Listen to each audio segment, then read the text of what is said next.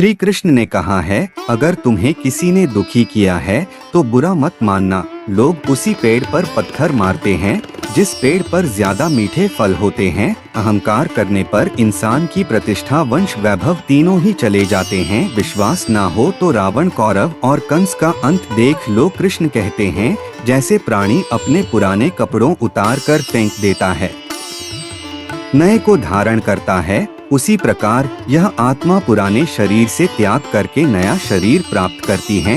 मंजिलें मुझे छोड़ गई, रास्तों ने संभाल लिया, जा जिंदगी तेरी जरूरत नहीं, कृष्ण ने मुझे संभाल ल। इच्छा पूरी होती है तो लोभ बढ़ता है, इसलिए जीवन की हर स्थिति में धैर्य बनाए रखना। तू करता वही है जो तू चाहता है, होता वही है जो मैं चाहता हूँ, तू वही कर जो मैं चाहता हूँ, फिर होगा वही जो तू चाहता है।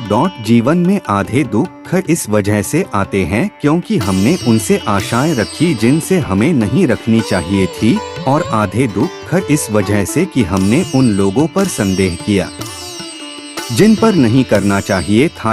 अच्छी किस्मत के लोग थोड़ा भी बुरा होने पर भगवान को कोसते हैं, और बुरी किस्मत के लोग थोड़ा भी अच्छा होने पर भगवान का स्मरण और धन्यवाद करते हैं।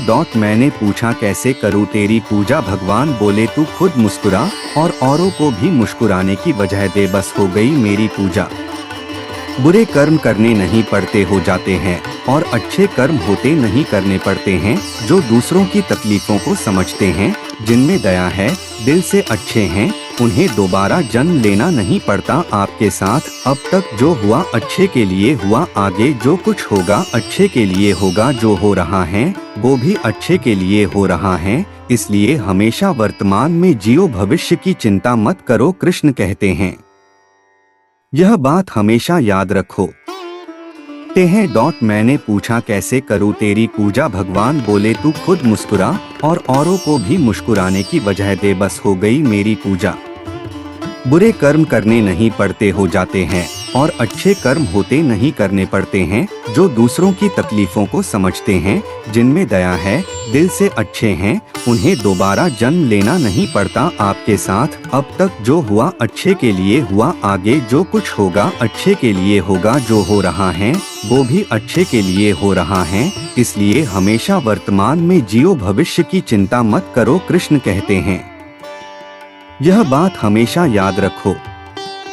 कैसे भी हालात हो, किसी प्रकार का अन्याय, पाप या किसी भी गलत बात का समर्थन नहीं करोगे, चाहे वह पति या पुत्र। कृष्ण कहते हैं, अहंकार मत कर किसी को कुछ भी देकर, क्या पता तू दे रहा है या पिछले जन्म का कर्जा चुका रहा है। कर्म का धर्म से अधिक महत्व है, क्योंकि धर्म करके भगवान से मांगना पड़ता है, पर कर्म करने पर भगवान स्वयं फल देता है।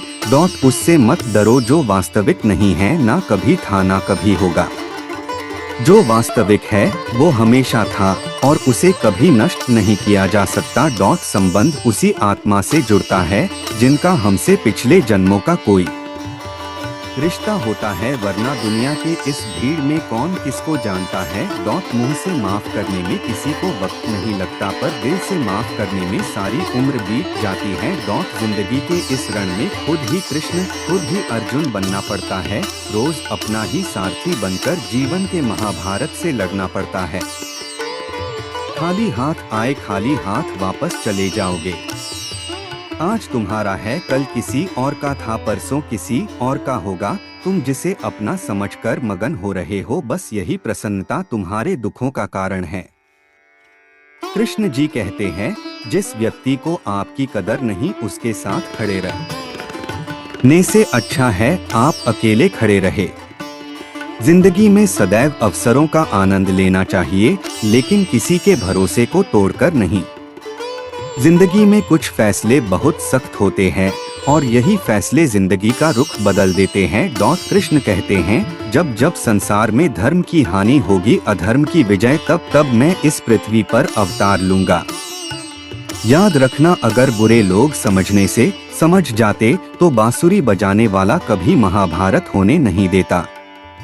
जिंदगी में अच्छे लोगों की तलाश मत करो, खुद अच्छे बन जाओ, आपसे मिलकर किसी की तलाश पूरी हो जाए। दुनिया के सबसे ज्यादा सपने इस बात पर तोड़े हैं, क्या कहेंगे लोग। जो एक गुनाह माफ ना करे वो है न्यायाधीश, जिसकी शरण में जाने से हजारों गुनाह माफ कर दे वो है द्वारिकाधीश। जय श्री कृष्ण।